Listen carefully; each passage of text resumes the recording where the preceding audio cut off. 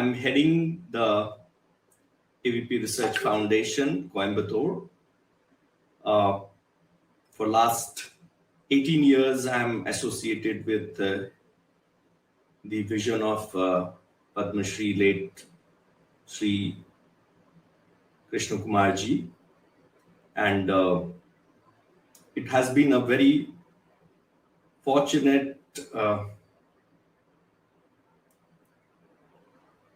connection with him that I was mentored by him for almost 15 years. And so I put forth and take his vision forward in terms of what should be the new age classical Ayurveda, and how do we present Ayurveda to the world when there are many challenges where call for modernization, call for integrative new technologies, new thought processes, what yet rooted into the philosophy of Ayurveda is becoming more and more evident. Today, I'm going to share a few thoughts on certain aspects of Bhaishajya Kalpana. And as we all know, that Bhaishajya Kalpana in classical text of Ayurveda may not be a separate topic which is dealt, but it's part of the whole Samhitas when we talk about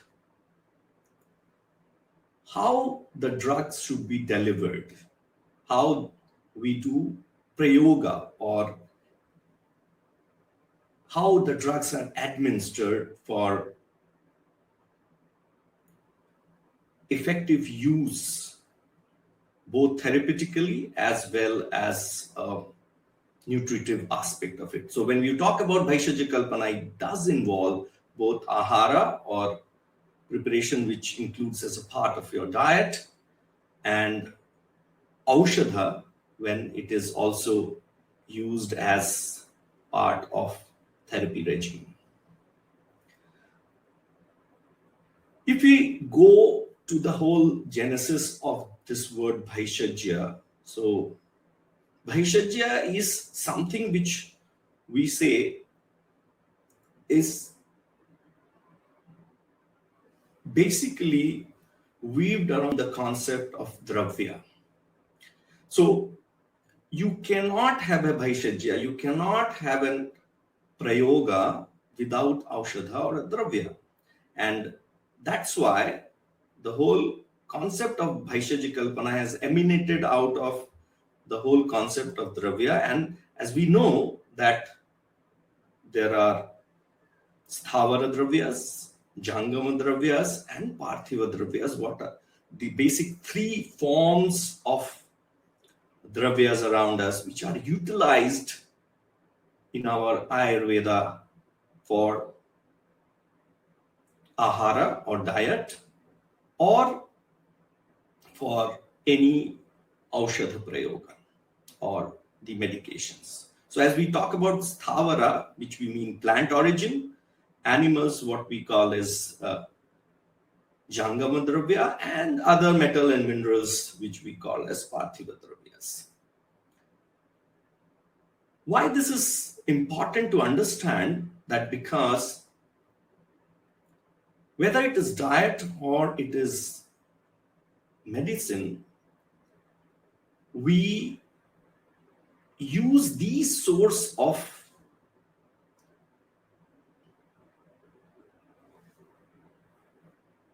resources in the universe to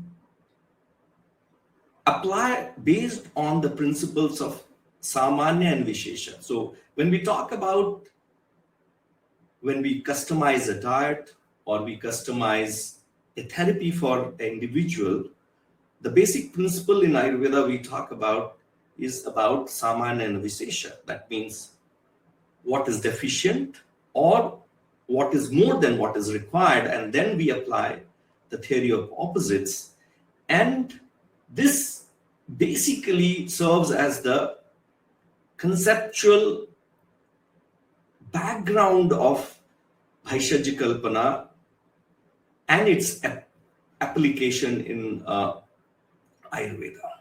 So you use these different sources of herbs or animal product or products which are part of minerals and metals around us as a part of the nature or universe to either substitute or to heal or to modify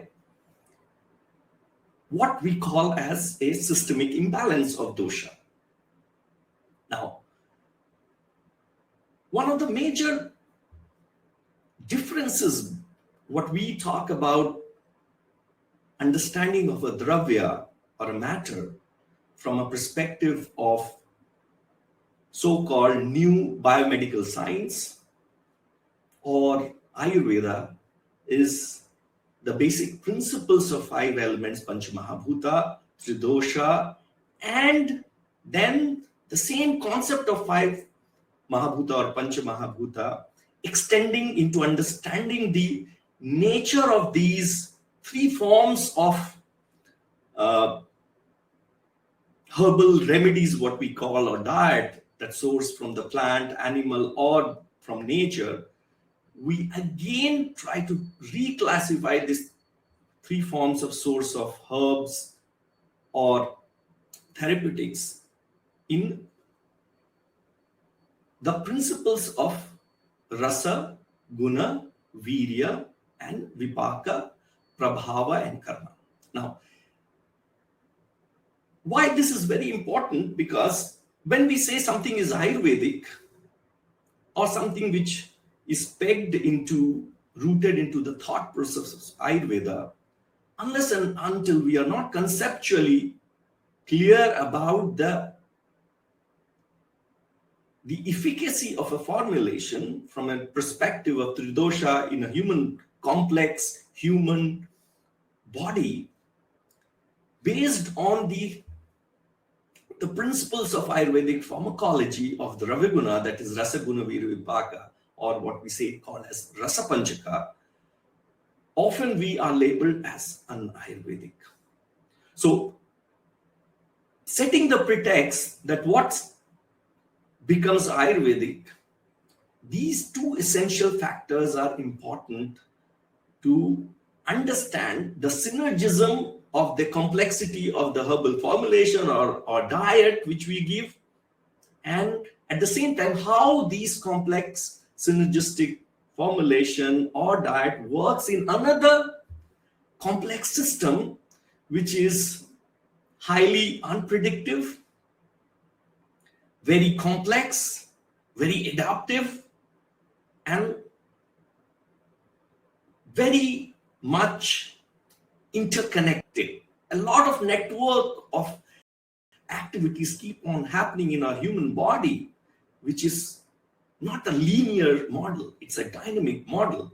So that's why Ayurveda believed that if we address to the need of very complex human system, a reductionist approach of one molecule may not address the complexity of a human body or a disease or an imbalance or even the nutritional need of the body. And that's why it has constructed a very organized, very classified system of Rasa Panchaka, which serves as one of the most important pharmacotherapeutic, pharmacoepidemiological, and pharmacological principles of Ayurveda, which addresses this synergism and complexity. Now, why do I set this pretext is because when we talk about Bhaishajya Kalpana, we just begin with very simplistic approach that we have Panchvid Kashaya Kalpanas. It's very simple, isn't it? That all the complexities of formulation is very much simplified, as we have talked about the complexity of human body, which is very complex, still it is simplified into 3 doshas. Similarly, the whole concept of innumerable formulations, which is incorporated into the Ayurveda text, are basically classified into Panchvidha Kashaya Kalpanas. Now, when you say 5 different classification, it's the most accepted classification, but that doesn't mean that there were no differences of opinion. And at this juncture, I would like to very much stress that Ayurveda has been science of possibilities, and it gives enough room for innovation. And why do I say that? When I argue in favor of that Ayurveda as a science promotes out of box thinking, promotes innovation, includes the new age technologies, even conceptually, and one of the basic evidence which we find even during our Samhita Kalas, if you see the kind of views about this Panchvidha Kashaya Kalpana was not homogeneous across different schools of thoughts in Ayurveda. But if you look at Sushruta, he talks about Shadvidha Kashaya Kalpanas, and he has added as one of the Kshir Kashayas as one of the separate classification. And it was done for a purpose, because when we go into deeper concept of what was the basic principles behind this different forms of kalpanas or formulations in Ayurveda, a lot of science comes out of it.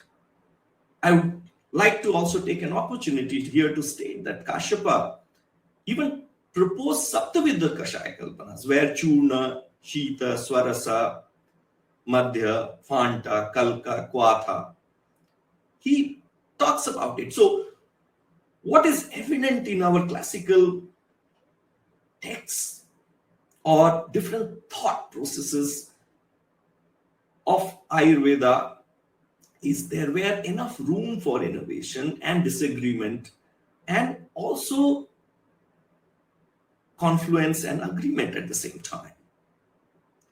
So when we are entering into this new era where we have multiple challenges in terms of where we are in a situation where we expect Ayurveda medicine to be more evidence-based, be more fast-acting, or even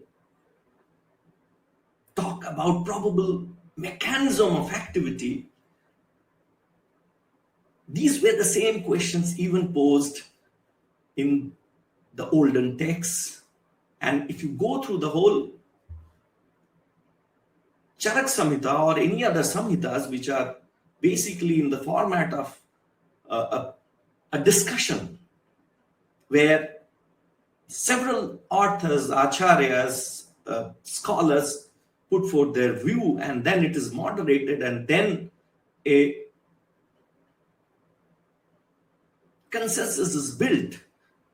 It's very much evident that even in Bhaishyaji Kalpana, we have similar approach where we have divergent opinion, but at the same time, there is a thought, there are certain empirical assumptions based on which these formulations are made. We often sometimes tend to question if Charaka or Vagbhata has basically moderated or have come out with 5 basic classifications of different formulations in the Ayurvedic text, then how come we have Avlehas? How come we have Gutikas? How come we have different forms of medicine, New Age, like Arka? How we have Thaila? which is even part of text written by Charaka or Shushruta or Vagbhata. So, deeper analysis gives us that these offshoots of the basic 5 Panchavid Kashaya formulations, Kashaya Kalpanas, was ample evidence that the innovation was more given importance than just in terms of rigid categorization. And if you look at the basic assumptions of how these Panchavid Kashaya Kalpana was conceived, what were the factors which led to the categorization of why only 5?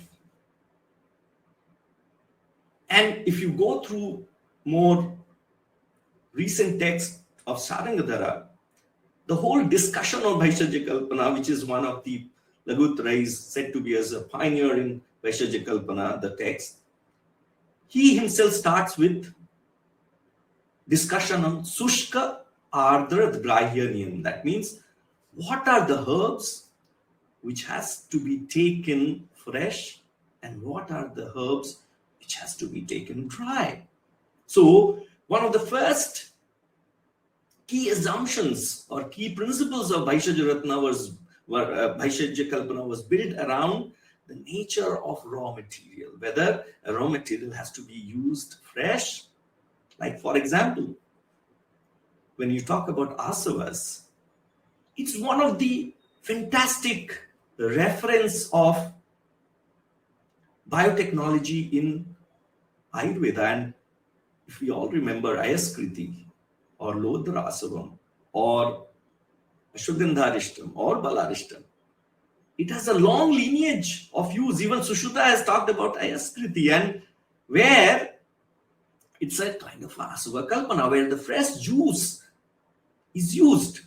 So, and we allow this fresh juice to undergo natural bacterial fermentation in situ, which is one of the first innovation in biotechnology in Ayurveda, thought process in Ayurvedic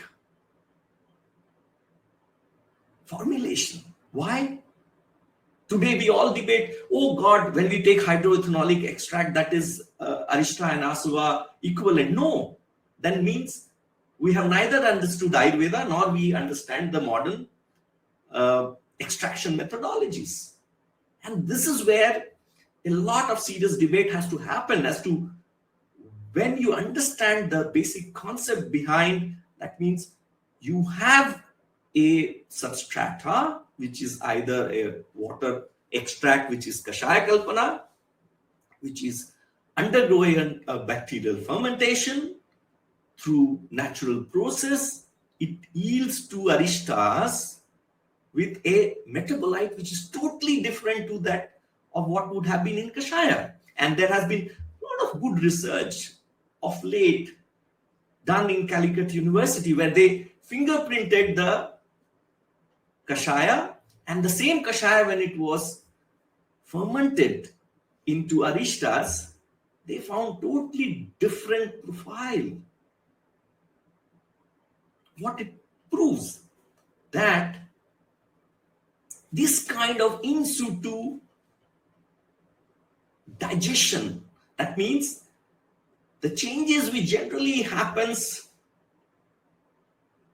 in human body through bacterial microbiome, we simulate a similar situation in a Asava and Arishta pot with bacterial colonies, and that too initiated from an herbal source of Odifructa fruticosa, Dhataki, and creating a change in the whole phytochemical profile. And then what we say, in terms of yoga vahitvam and ashukaritvam, that means the bioavailability the efficacy and the rate of efficacy of these formulations enhances.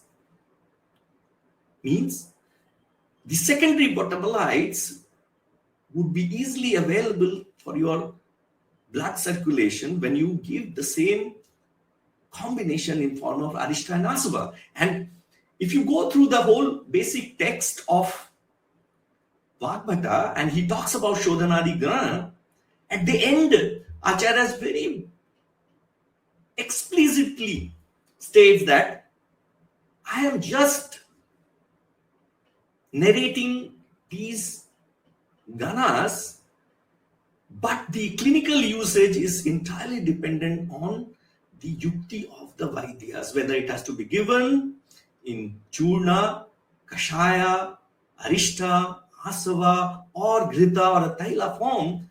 It's entirely the yukti of a physician. And that's where we have to basically understand that when we talk about innovative drug formats, it was very much ingrained into the DNA of Ayurvedic classical text. And the first principle was, what was the raw material we use, the fresh or the dry? Then the next is required concentration of the dosage form. Now, if you look at Kashaya Kalpanas, we talk about certain Kashayas. When you use dravyas with a Kathina dravyas, you have to add 32 times of water. If it is Madhya dravyas, then you have to add 16 times water. And if it is Mridu dravyas, then you have to only add 8 times water.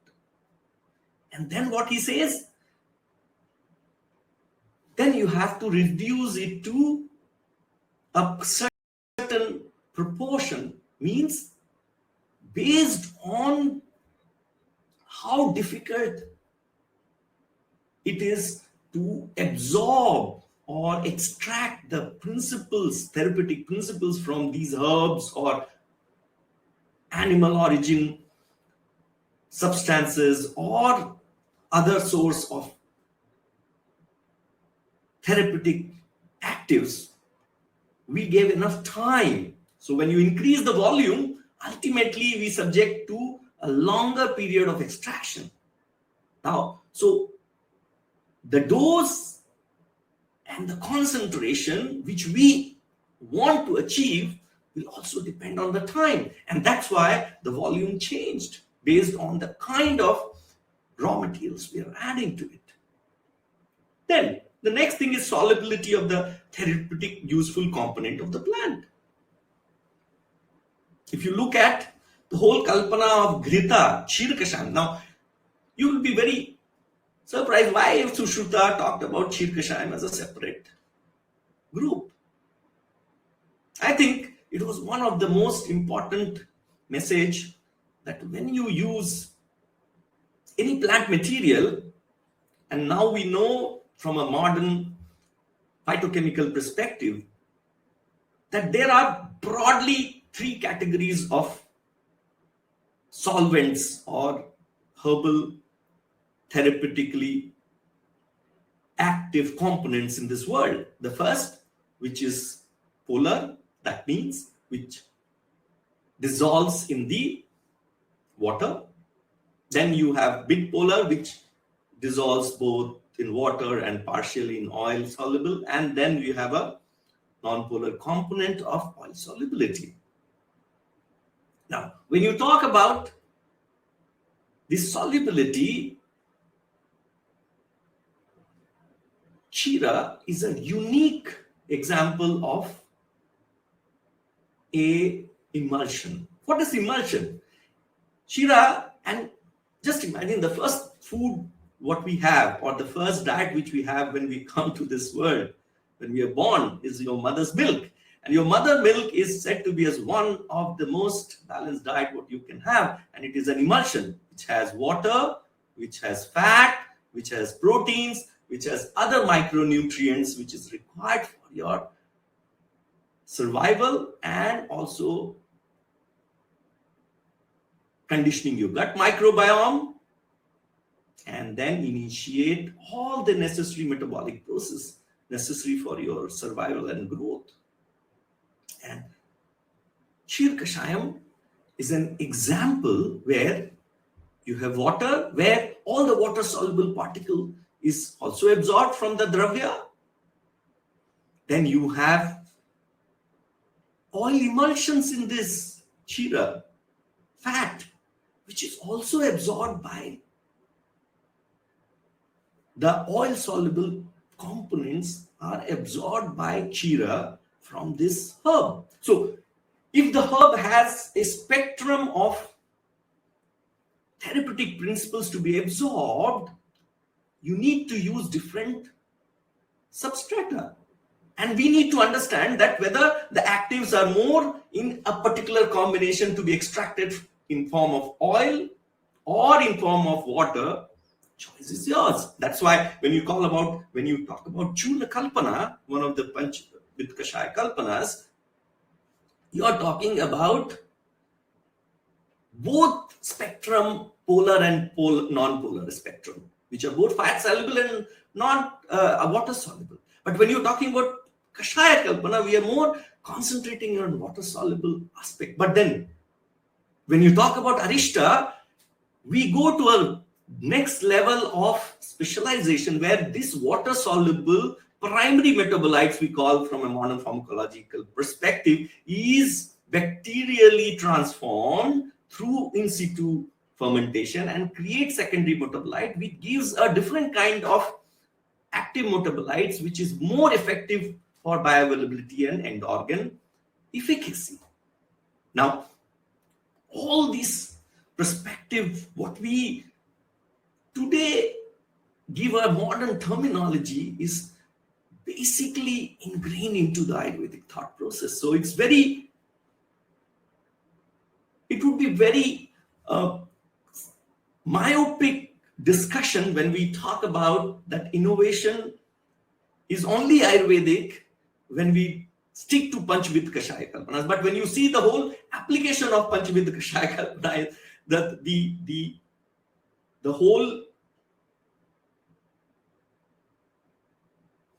gamut of possibilities is there, even in our classical Ayurvedic text. That's why you start with 5 basic category and we end up almost in classical text itself. We have 38 different forms of administration of different therapeutically useful formulations. The other 4th important concept of our Bhaishyaji Kalpana is the heat stability or therapeutically useful component of any dravya, whether it is heat stable. If it is not heat stable, we go for Swarasa. If it is not heat stable, we go for Hima. If it's not heat stable, we are not subjected to those. And then, so non-heat, which is heat stable, we give Arishta, suppose. If it is non-heat stable, which is not stable on the heat, then you give Swarasa and then ferment it. If you look at Taila Kalpana or Grita Kalpana, can you think about volatile oils? No. You are subjecting it to a very intense heat. All the volatile oils will go up. That's why the whole concept Arka Kalpana, though many of the people say, oh, it was very recently it was not in our classical text of Ayurveda, but there are many Dravakas told, which is said to be as innovation by Ravana, by Arka Prakasha, but what you get into is that the whole thought process, when we talk about, even in Kerala, there are local recent innovations done on Mahisha Dravakam, the Dravaka Kalpana, which is we take the distillates of various animal products also is being told. Now, all these things also talks about that there's a lot of thought process gone into these parameters being the center of whole discussion. And I think if any new age formulation answers all these criterias, even though we may use new age instead of arka yantra, now we are using distillation chambers. Instead of maybe a lyophilizer, now we may use to dry water in a lyophilizer. We were using just in due course of time with indirect heat, we dry a herbal mixture. Involvement of instrumentation does not mean that we are playing with the concepts of Ayurveda. But if we are very clear that why we are doing this, and integration of technology and instrumentation is of no harm. Then next one is important concept is the route of administration. As to based on the route of administration, as we know, all the medical pakas, like, which is Mridu Paka or Madhyama Paka, oils has to be used for specific condition. Like when you say Dhanvantar medical pakam is basically used for vastis, because if you give Kharapaka oils in vastis in anal route, it would create some kind of dysbiosis, some kind of untoward imbalance of doshas in your body. So even route of administration was a very important. If you talk about, again, the innovation which Rasashastra brought about by Suchika Abharan Rasa, or in case of, even in Nashtanga Hridayam, Vishachikitsa, Murdhi Kakapadam Kritva. So there were certain interventions which were directly introduced into the circulation.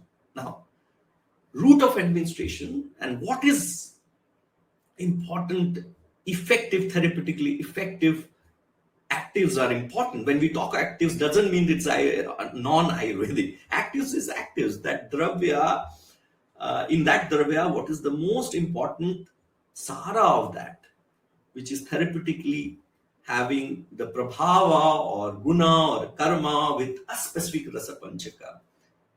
Today, we all talk about that, how just based on 5 senses, Ayurvedic pharmacology has been written.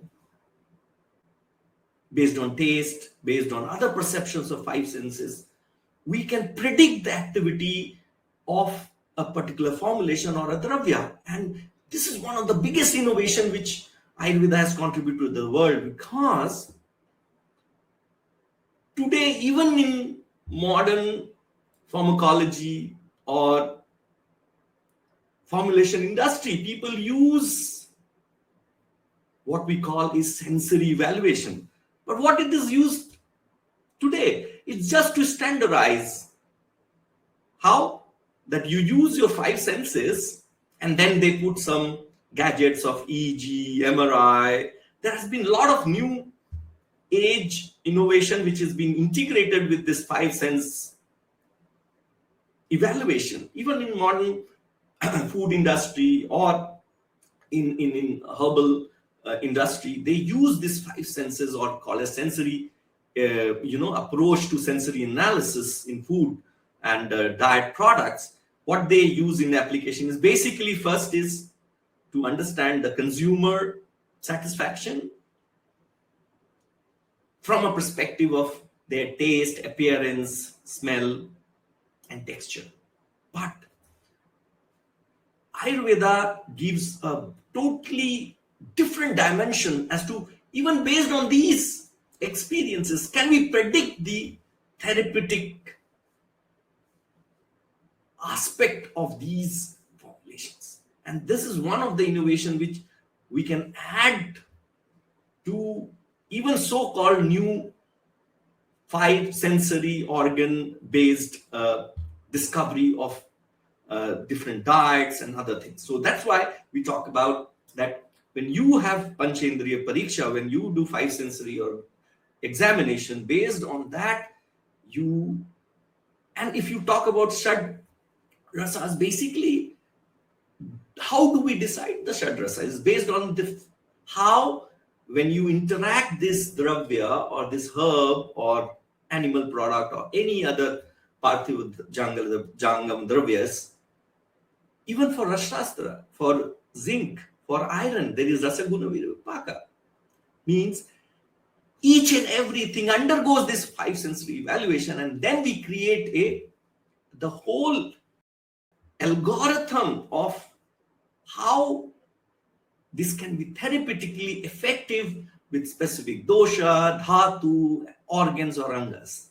And this is one unique thing which we can contribute to this drug discovery approach, which is also contemporary in nature. Coming to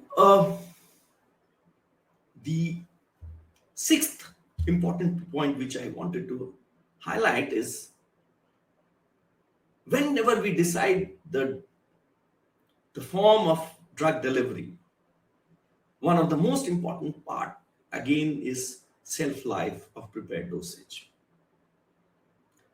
We all have been talking about Kashaya has 24 hours, the Swarasa has 24 hours of shelf life, but then we have used, the whole concept of preservation now very conveniently, and then we say, oh no, still it is Ayurvedic, but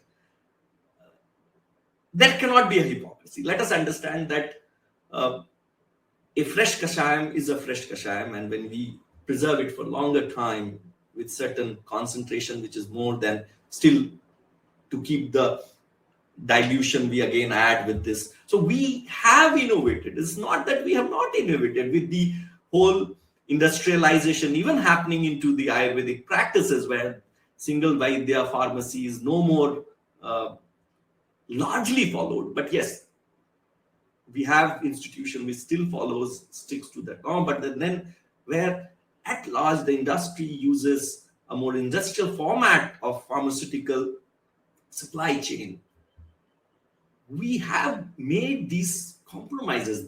Then can we say that it is not Ayurvedic? I feel that here we have to go by empirical evidences. We require a lot of innovative researches to prove or disprove this, because we just speak on assumptions. So, and very less amount of researches which have been published right in public domain, which could give any argument in favor or against these changes. But it was not that our acharyas did not think about extending the shelf life. If you look, the whole concept of introducing Gulgulu Kalpana, where the shelf life of a kashaya is enhanced, we say, in finite times. The moment you convert a kashaya into a Gulgulu Kalpana, when you say Yogaraj Guglu or Simhanad Guglu, when you talk about Gokshuradi Guglu, Punarnavadi Guglu, what you have done? That you have used certain kashayas. Now what is Lehya? Kwathadinam Punampakaha is Rasakriya. Lehya is that you are extending the lifespan of a kashaya to almost a year by this process, so that you can extend the lifespan. So I feel that these basic insights as to where you use rasa aushadhis or metal and minerals, where you use Gugulu to extend the Or we have to come out different types of resins. You know, these are exudates of the plant. Whether new age innovation has to happen, is it only Guglu or other resins also which have this quality, which can enhance the self life? Or when you are doing a processing bhavana of certain kashayas or dravyas with rasaushadis, also it enhances the self life of the formulations. These innovations were part of our classical approach, and this is where I think all these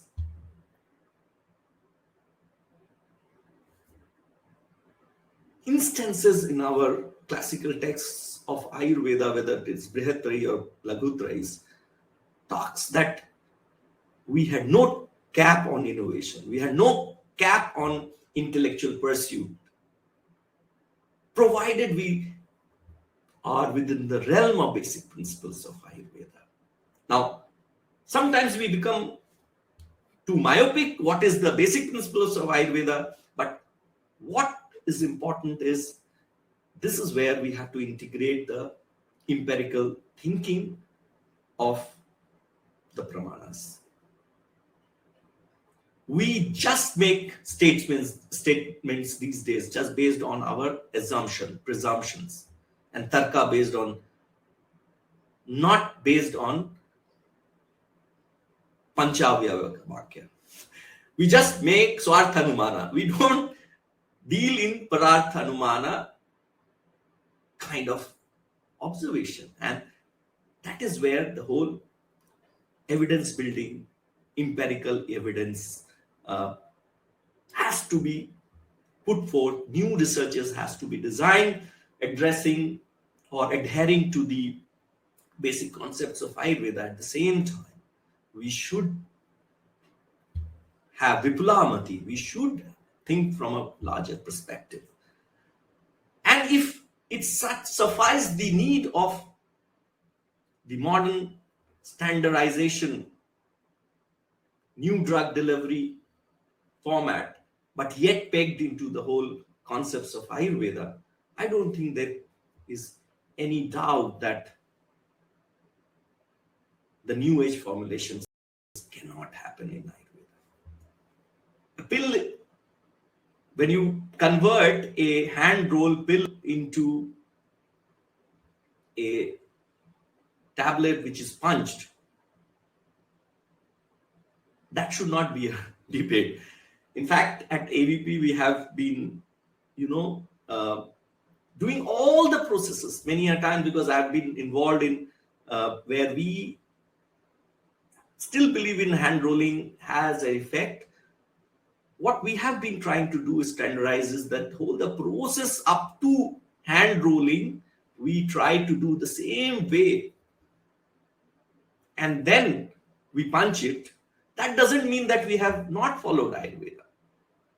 And we have to empirically also see that whether the profile, the therapeutic efficacy of a hand rolled pill versus a tablet which is punched, if it is not different, there should not be a unwarranted criticism on that. Yes, I want to also talk to you about a very unique empirical research done in our AVP pharmacy was done is on Vilvadi Gulika. I would like to state that it was quite unique that the duration of bhavana, the duration of processing of this combination with different dravyas is very specifically told in. And we could find that when we didn't adhere to the whole duration of that bhavana,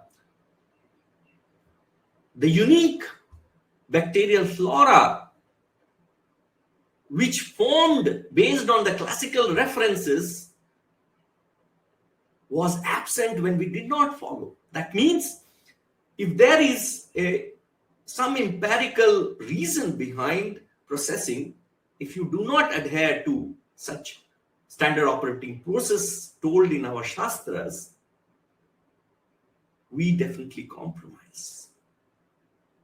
So it's very important for us to strike a balance between evidence, empirical thought process, and ease of drug delivery today, which has to synergize and build a better, more compliant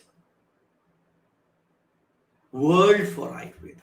Because said and done, today we have enough challenges to address where we have to balance between the palatability and efficacy of Ayurvedic drugs, which is basically functional based on the Rasapanchaka, and very important thing is your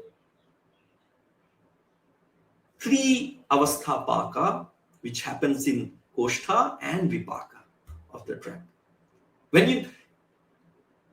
This is very important for us to understand that why avasthapaka? It's not just for ahar dravya, whether it's ahar or aushadha dravya. Yes, aushadha is veer pradhana, but even when aushadha dravyas are there, you undergo a avasthapaka of any aushadha dravyas in your intestine. So that's why you have to understand then when you're talking about fat solubility, the most of the avasthapaka happens in madhura avastha stage. So you need to, and kashaya rasa is only going into katu avasthapaka, isn't it? So it happens in large intestine. And very similar concept also is there in modern pharmacology, where you have 3 stages of macro or micro digestion in the stomach, or sorry, in the gastrointestinal tract. So I think what we today need to follow is the empirical thought process, understand the whole concept of Ayurveda and classics of Ayurveda in a sense which is more deeper than just what it means by just reading a text. You have to read in between the lines, and also sabdartha and bhavartha, which is in between the lines, the real meaning of it. And it has to be discussed, debated. And if we do not digress with the whole concept of this, we should be open to innovations. There's no doubt about it. I would conclude my discussion today with a new development in Ayurveda, especially in West. So when I started my practice under the guidance of Krishna Kumarji's vision that we have to take Ayurveda to the West. And when I started practicing in Latvia, in one of the Eastern European countries, I had no kashayams because of regulations and everything. And one of the biggest challenge for us was that there were herbs, but which was not told in Ayurvedic text. Or if we try to take herbs to European country, it was just spices, herbs which are under the category of spices, or teas. And I was in great dilemma as to, Ayurveda has never talked about, tea. We have been using a lot of tea. Now people say, oh, Fanta is okay. Little bit of Fanta can be a tea. Shita Kashayam is a tea, okay. But these are told again for only Pitta dosha when you say Shita Kashayam. So I had a lot of, dilemmas of, trying to practice Ayurveda in a deep-rooted science where I had a thought, am I diluting Ayurveda? And I was surprised that time I came across Bhela Samhita. And Bhela was one of the, I beg your pardon, it is not Bhela, it is Harita Samhita. And Harita Samhita classifies this same Kashaya Kalpana into Shaptavidha Kashaya Kalpanas, and it doesn't talk about based on solubility, but it talks about based on the therapeutic efficacy he divides. And he talks about first type of Kashaya Kalpana is Tarpana, that is nourishing. And you'll be surprised, when you say, if something is Tarpana type of Kashayas and it is nourishing in nature, how would you prepare? So it says, just boil, samasha. That means just boil it. Karma, it is dhatu tarpana. It just nourishes the dhatu. And when it should take. And Bheshaj Kalas all has been told in this, that you should kale prabhate, early in the morning when you wake up, you should take this. Now, this came to just me to have a rescue in my dilemma, intellectual dilemma, we call when we operate in countries where we have limited resources. That time it was a sense of relief to me, but what gave me a bigger satisfaction that Ayurveda had endless possibilities. You cannot limit the possibilities just based on one text or the other text. That means this kind of thought processes, differences of opinion, or the basic nature of Ayurveda to allow you to explore new vistas of application of the principles of Ayurveda is always there. Then the second Kashaya he talks about, second Kashaya Gana, apart from Tarpana, is Pachana, digestive. Here it has to be boiled and reduced to half. What is the karma? Dosha Pachana. So first Kalpana is Dhatu Tarpana, nourishment. Second type of Kashaya Kalpana is Pachana and Dosha Pachana. And when it should be taken? In the second yama of the evening. That means after sunset, you should take in the second yama of the Ratri. Third category is called Kledana. Here, the reduction should be 1/4. And karma is Hridaya Kledana. It nourishes or anoints the heart. It means supports the heart. When it should be taken? Kale Prabhate, taken in the morning. The next category he talks about Shamana, where 1/8 he reduces. Here he talks about Roga Shamana now. And when it is taken, it's Purvahana, in the early part of the day. Now, before Roga Shamana, now you understand that you may not be in a Roga Avastha, but still you may take a herbal tea, which is totally in consonance with Ayurveda, preventive approach, where you have to just do nourishment of your dhatu. Because if you do swasthasya swastha rakshanam, how you will do? By taking kashayam? No, you have to take tea. And in fact, Harita has given us that whole understanding of where we just take tarpana, kind of Kashaya Kalpana, for the Dhatu Tarpana, and when it has been taken. Now, I'm not going through all the 7, but what I'm trying to say is, when we talk about Shadkriya Kala, Adi and Vyadi phase, even in Kalpanas, there is enough opportunity of thought given by our classical texts in Ayurveda. Unfortunately, we just talk about Brihatrayas. If all the Saushruta Parampara Acharya's text was there today, and all the Charaka Acharya or that Atreya Sampradaya text would have been there, we must have been a lot of unrevealed knowledge, which right now is unrevealed, must have been also able to understand many other thought processes.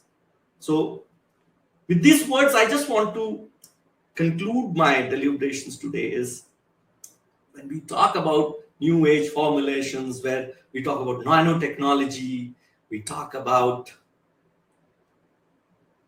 oral dissolvable strips, gummies. I don't say it is Ayurveda, but can we see the Ayurveda behind it?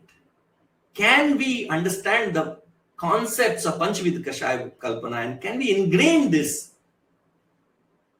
in this new age formulation? What is Ayurveda? How Ayurvedically it can be inculcated?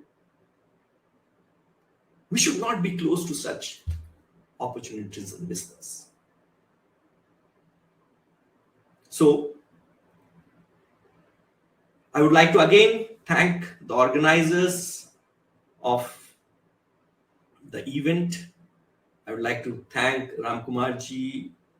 I would like to thank Prasad ji and all Mala Kapadia ma'am, who is kind of being instrumental in making this possible, and all the deliberations which will be made during this seminar. I don't want to say seminar because it's Atma Manthan, it's a Tarka going. There will be Tadvit Sambhashana happening based on deep-rooted knowledge from our text, but yet creating new opportunities. I'm once again thank the organizers to have invited me, and hope for a very fruitful and insightful discussions. Thank you. Namaste.